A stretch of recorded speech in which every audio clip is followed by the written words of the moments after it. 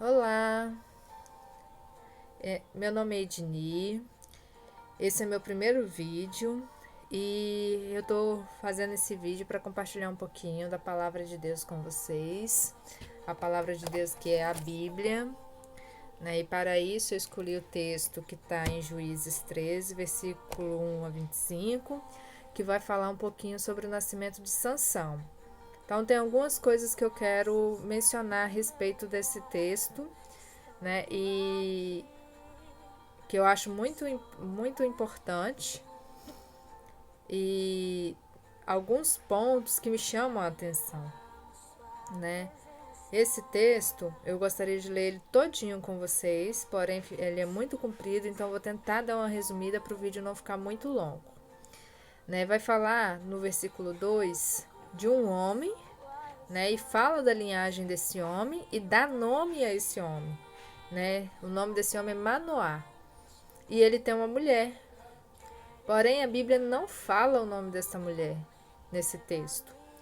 Eu não sei nem se mais para frente vai falar, mas creio que não. Mas nesse texto, pelo menos, não fala o nome dessa mulher. E ainda tem mais um ponto sobre essa mulher. Ela é estéril, então ela não pode ter filhos, né? E a mulher ela é menos importante porque o texto não deu o nome dela e ainda diz que ela é estéril? Não, né? Então a gente vai ver isso agora. Porque o texto ele já começa citando, a partir do versículo 3, do anjo que ele aparece para esta mulher, né? Esse anjo chega até ela e fala, né, que ela é estéril, mas que ela vai dar à luz a um filho. E ele diz o que ela deve fazer, como deve proceder a sua gravidez, né? Ele vai falar o que ela não deve fazer, né? Ela deve não beber vinho, nem bebida forte, nem comer coisas imundas. Então, assim,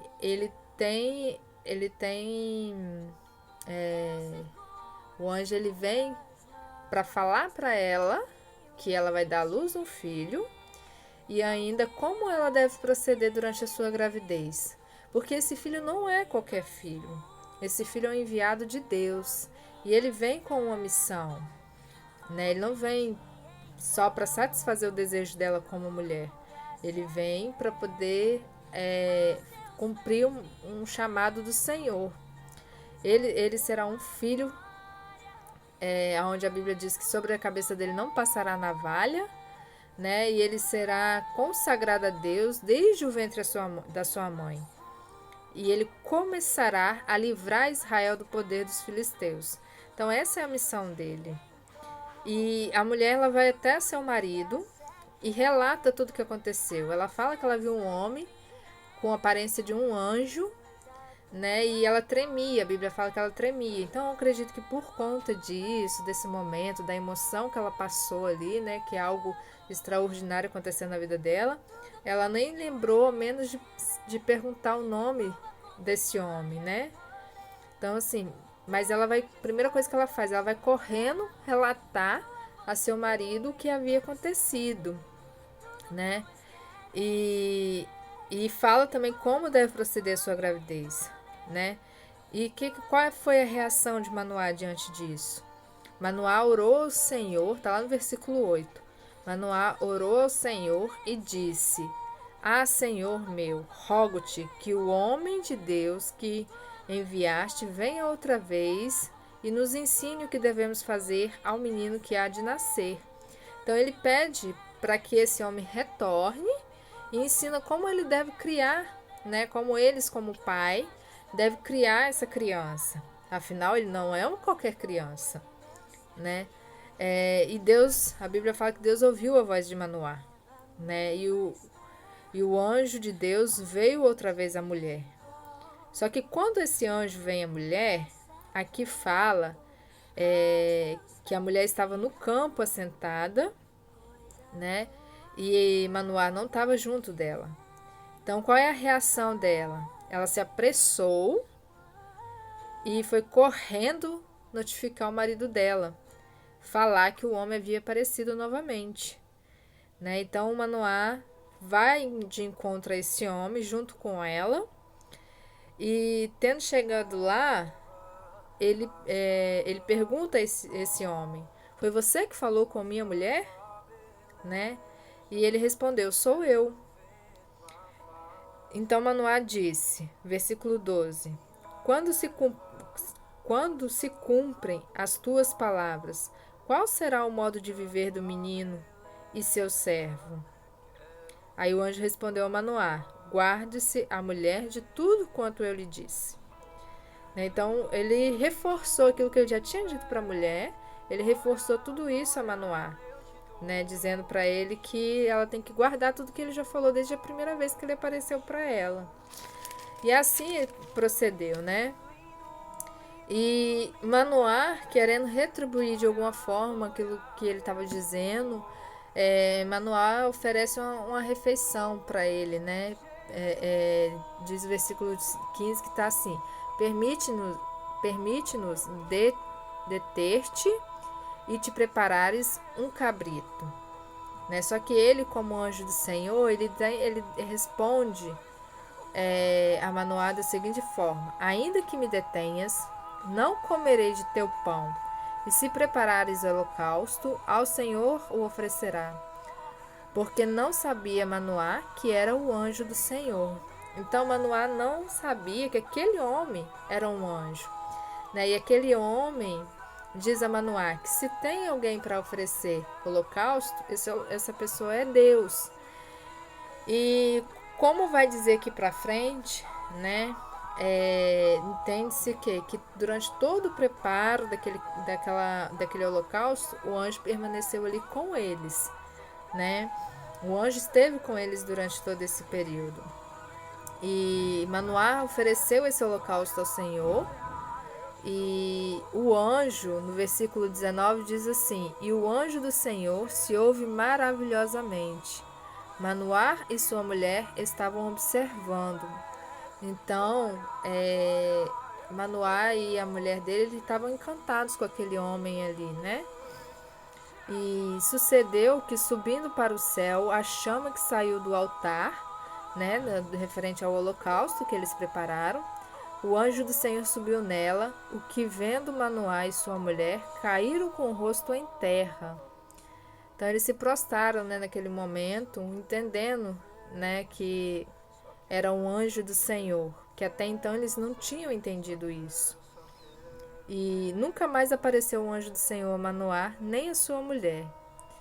E Manoá ficou sabendo que era um anjo do Senhor. Então foi nesse momento que Manoá entendeu que ele não era um homem comum.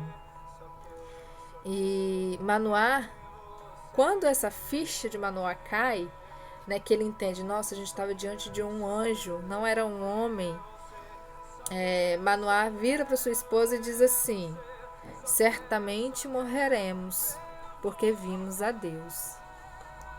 Gente, eu fico pensando como Manoá pode ter tido esse pensamento de morte diante de uma imagem tão bonita e de uma promessa que o Senhor acabara de fazer sobre eles, sobre a vida deles, né? Então, assim, Manoá, por mais que ele estivesse vendo tudo aquilo ali, ele ainda não estava atento com os olhos espirituais para tudo que estava acontecendo.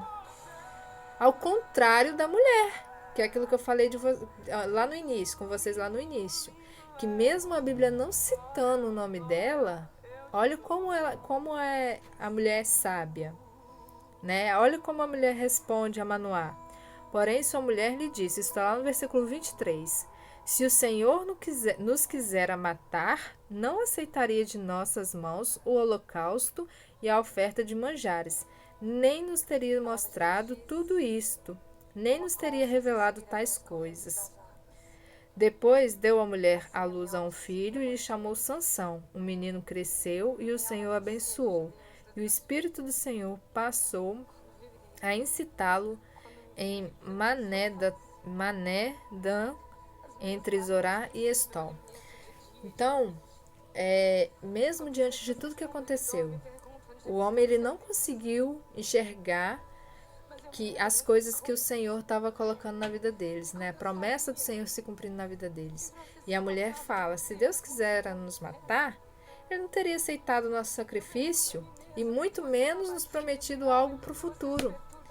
Então, é essa reflexão que eu queria deixar para vocês hoje, né? Um pouquinho da história aí de Sansão, falando um pouquinho a respeito de como, né, surgiu essa história, né? Antes do nascimento de Sansão, né? Então, o anjo apareceu a essa mulher pela primeira vez, orientou como deveria ser a sua gravidez. Ela, em seguida, foi até seu esposo, relatou tudo o que havia acontecido. O esposo ora ao Senhor pedindo para que esse homem retorne. Esse homem retorna e retorna outra vez para ela. Olha como é que é interessante. Manoá pede para o Senhor que esse anjo retorne. Né? Então, se Manoá pediu que o anjo retornasse, por que esse anjo não retornou diretamente a Manoá? Ele retornou quando a mulher estava só no campo. E ele retornou e deu tempo para que essa mulher fosse até Manoá, avisasse a ele que o homem voltou e fosse de encontro a este homem. Eles foram de encontro ao homem. O homem reforçou tudo aquilo que ele já havia dito à mulher. Né? E eles então, Manoá sente o desejo de oferecer algo para esse homem, né? E oferece um cabrito. E esse homem, ele diz que ainda que ele ficasse, né? Porque ele pediu, Manoá pediu para que ele ficasse entre eles. E ele disse, ainda que eu fique, não comerei do teu pão. Né? Então, se tem alguém para se dar, para oferecer o holocausto, esse alguém é Deus. Então ele ficou, eles ofereceram o holocausto, Deus aceitou esse sacrifício deles, né? E em um dado momento desse sacrifício, ele sobe, e aí então eles percebem que eles estão diante de um anjo, né? E aí eles se prostram. E Manoá logo em seguida, eu imagina-se Manoá desesperado que vai morrer porque Deus vai fazer tal coisa, porque eles viram Deus. E quando na realidade a mulher alerta ele para que não, Deus não vai fazer aquilo que ele está falando, né? Que era ceifar a vida deles. Deus não vai fazer isso. Se Deus se deu o trabalho de mandar um anjo até nós, né, no caso deles, Deus deu o trabalho de mandar um anjo até nós, falar todas essas coisas e fazer promessas para o futuro e dizer ainda que vai ter um filho, como que Deus vai simplesmente ceifar nossas vidas? Né? Então ela consegue entender o plano de Deus sobre a vida deles. E muitas vezes nós não entendemos o plano de Deus na nossa vida. Né? Às vezes Deus mostra caminhos, coloca pessoas para falar e mesmo assim a gente não entende Deus falando. Então a gente precisa estar muito atentos, né? Os nossos ouvidos espirituais precisam estar muito abertos para quando Deus fala conosco. E um ponto importante, que às vezes Deus quer falar conosco, mas Ele fala primeiro através de outra pessoa, né? Ele usa outra pessoa para Ele falar. No caso deles, eles eram um casal. E o anjo veio primeiro a esta mulher. Então, Manoá podia simplesmente negar tudo aquilo que tinha acontecido porque ele não viu. Mas ele, com um sinal de fé, ele pediu ao Senhor. Né? Ele orou ao Senhor. Senhor, traga esse homem novamente. Então, ele usou da fé dele para ver tudo acontecer, né? Tudo aquilo que ela falou acontecer. E Deus provou ele, mostrou a ele isso. Né? Então, às vezes, a gente precisa dar mais atenção àquilo que o outro está dizendo. Né? E se ainda assim ficar uma dúvida, pede a Deus uma prova, porque Deus vai provar. Né? E quando Deus provar, esteja atento. Né? Não seja como Manoá, que depois de uma promessa que o Senhor fez, Manoá achar que Deus vai simplesmente tirar a vida deles. Não é assim. Se Deus prometeu algo na nossa vida, Ele vai cumprir. Ele não vai tirar nossa vida. Né? Não, pelo menos não antes dessa promessa se cumprir. Porque como seria o poder de Deus se diante de tudo que aconteceu, diante de uma promessa dele, Ele tirar a vida do casal? Como que iria vir esse filho tão esperado? Né?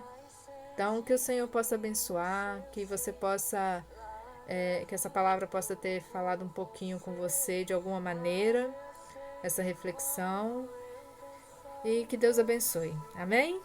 Então, até o próximo.